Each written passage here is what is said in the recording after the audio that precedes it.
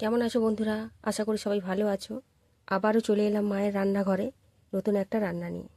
তো আজকে আমি বানাবো পমফ্রেট মাছ আলু দিয়ে ঝাল। তো চলো দেখে নাও কী করে আমি বানাই। তো মাছ কেটে বেছে পরিষ্কার করে ধুয়ে নিয়েছি।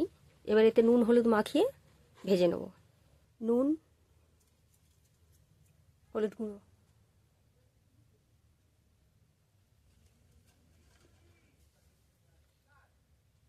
কড়া গরম হয়ে গেছে, দিয়ে দেবো সর্ষের তেল।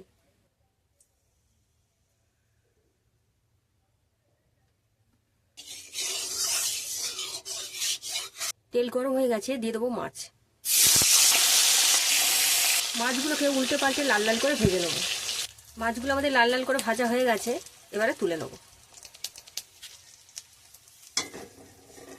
ওই মাছ ভাজার তেলেই দিয়ে দেবো আলু। আলুগুলোকে হালকা লাল লাল করে ভেজে নেব।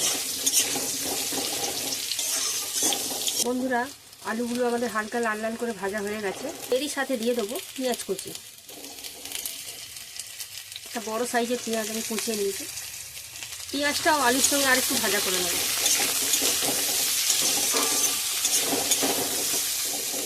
পেঁয়াজটা আলুর সঙ্গে ভালো করে ভাজা হয়ে গেছে, এবারে দিয়ে দেবো টমেটো কুচি।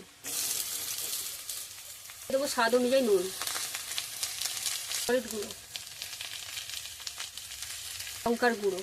তোমরা চাইলে কাঁচা লঙ্কাও ব্যবহার করতে পারো। আরও 2-1 মিনিট নাড়াচাড়া করে কষিয়ে নেব। আলুটা আমাদের কষানো হয়ে গেছে, এবারে দেবো জল।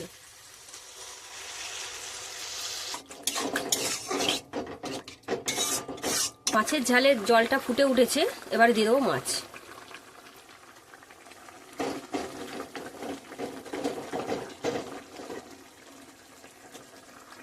এবার ধিমি আছে সেদ্ধ করে নেব।